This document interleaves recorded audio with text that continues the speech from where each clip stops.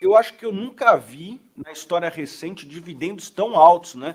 Para o cara que gosta de renda, para o cara que aguenta os solavancos do mercado, nunca teve dividendos tão altos, né? Muitas empresas pagando 2 dígitos de dividendo. E eu acho que a Petrobras, eu nunca vi uma empresa nesse ritmo, pagando 10% de dividendo por trimestre. Lógico, tem fatores não recorrentes, não diria nem não recorrentes, mas o preço da commodity impacta e, obviamente, tem todo o risco político. Mas ela não é a única, né? Tem muita empresa aí pagando dividendos muito acima da média histórica. O que você tem a dizer a respeito disso, Tadeval? Eu sei que 2015, lá na época do governo Dilma ainda, antes do impeachment, a gente teve um cenário de ações muito baratas, mas naquele momento as commodities estavam num ciclo de baixa, né, se eu não me engano. A gente tinha um petróleo mais baixo, a gente tinha o minério mais baixo, e isso estava empurrando muito as ações de Petrobras, Vale, enfim, esses players de commodity lá para o fundo do poço. Isso fazia com que elas não tivessem muito dividendo, né, não tivessem muito yield. Até quem olhava o PL naquela época, preço-lucro, EV, EBIT, desses múltiplos, via múltiplos bem altos, né? Então isso aí até desencorajava. O pessoal falava, poxa, mas não dá para comprar porque tá caro. Não tem yield, não paga dividendo. Ou tá pagando muito pouco, né? E hoje a gente está vendo um cenário diferente, né? A gente está vendo um cenário de que as commodities estão mais para cima mesmo. Isso está gerando, ajudando muito o fluxo de caixa dessas companhias, né? E a gente está vendo aí um dividend yield muito alto nessas companhias. Petrobras aí que tu citou, deve pagar aí, eu vi analista aí comentando algumas matérias aí que os caras estão projetando mais de 30%, 40% de yield em 12 meses, que é bizarro, né? Mesmo quando a gente olha para a Vale também, Bradespar, que é a holding aí, também está um dividend yield muito alto, está uma projeção, um fluxo de caixa deles muito forte.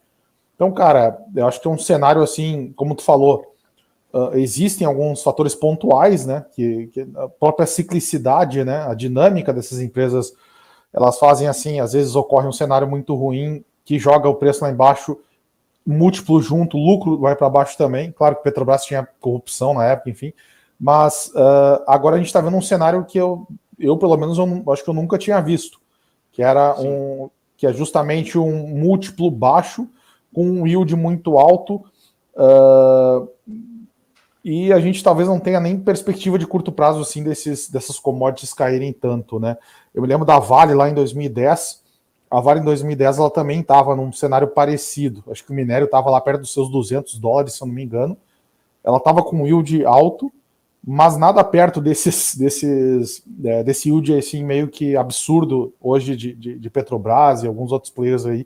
E logo em seguida, depois, o minério começou a cair, né? Mas hoje a Vale também é uma empresa muito mais eficiente. Então, enfim, quem está aproveitando agora para acumular, para comprar, mesmo que a gente faça aí uma conta com os preços de commodity caindo, ainda assim, provavelmente o cara vai estar fazendo um ótimo negócio, porque tem tanta margem de segurança.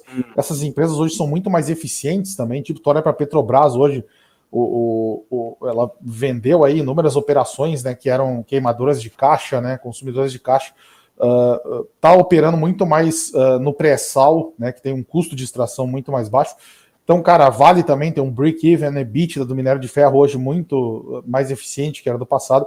Então, essas empresas hoje, elas também têm muito mais gordura, né? Mesmo que as commodities caiam, elas ainda assim, eu acho que vão continuar pagando ótimos dividendos aí para os próximos anos. Eu acho que é um cenário fantástico. Eu até estava fazendo um estudo sobre isso, só queria levantar essa questão das commodities que eu acho interessante. Estava fazendo um estudo e pode parecer que é um futuro muito distante, 2003 a 2008, que foi aquele super ciclo.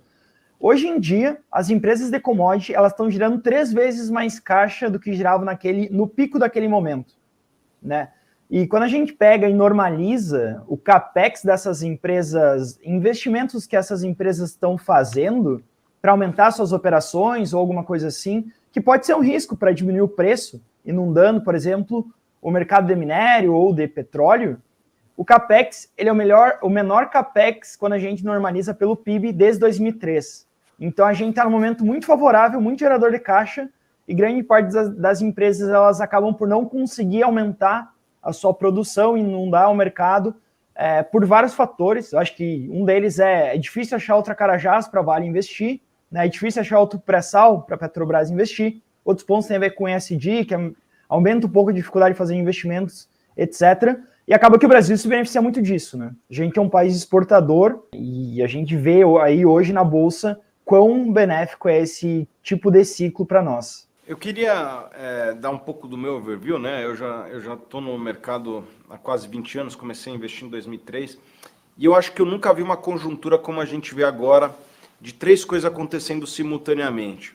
Os resultados das empresas brasileiras, e não só das empresas de commodity, bancos devem ter resultados recordes esse ano, né? B3, que é uma empresa importante, deve ter um resultado muito bom, VEG deve ter um resultado muito bom. São poucas empresas que vão ter um resultado ruim no ano de 2022. Talvez algumas empresas de varejo, que não são tão representativas no todo, né? Essas empresas talvez tenham um ano um pouquinho mais desafiador, mas as demais empresas, como um todo, tendem a ter um ano bom e na média de recordes. Então você tem uma conjuntura que você tem resultados recordes, balanço das empresas, eu nunca vi tão sólido, as estatais, né, com balanço sólido, que era raro no passado, tão sólido. A Vale, praticamente sem dívida nenhuma, tendo que fazer programas de recompra para dar vazão à geração de caixa, né? Os bancos pagando dividendos, né? O Banco do Brasil, que eu fui um dos caras ali que falei, pessoal, compra o Banco do Brasil, está muito barato, pagando dividendos ali, né, Tadevaldo? Aumentando aí o... Hoje pagou na conta, se eu não me engano. E aumentou ali, deram um pouquinho extra lá. Eu acho que eles já estão botando um payout de 50%. Não sei se você teve essa impressão também. Eles falaram que ia ser 40%, mas já estão botando 50%. Eu acho que os bancos ali... Eles pagaram um extra, né? Mas acho que esse extra vem no mês que vem, não é? Se eu não me engano. Mas se você soma com o anterior, tá 50%. Já vai fechando, sim.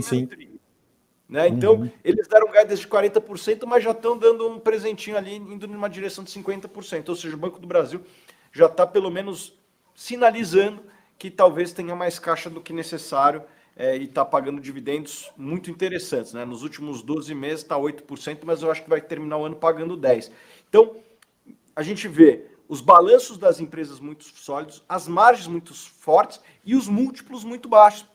Porque lá em 2015, quando eu te conheci, Tadevaldo, existia riscos, né?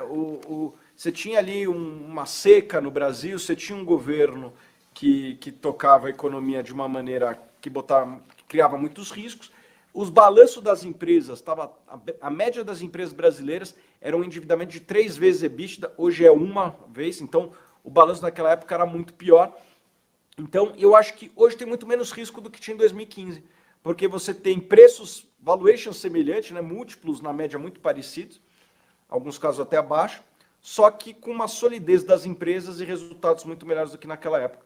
Então, eu vejo mais upside com menos risco, comparado a 2015, vamos dizer assim, a nossa última crise. Teve uma crise curta ali em 2020, durante a pandemia, né, os circuit breakers, mas eu acho que aquilo lá durou, sei lá, 3 meses, e depois as coisas também veio com... Já estava tendo festa dos 100 mil pontos novamente ali em julho. E também veio com piora do resultado, né, naquele momento, porque as empresas, muitas ali tiveram que alavancar muito, cortar payout, enfim, toda a cadeia produtiva, né, bagunçou. E agora não, agora a gente está tendo resultados recordes ou crescendo muito e múltiplo muito barato, ação lá embaixo, bem como tu falou, é um cenário que eu, nesses meus 11 anos, 12 anos aí de mercado, eu também não vi.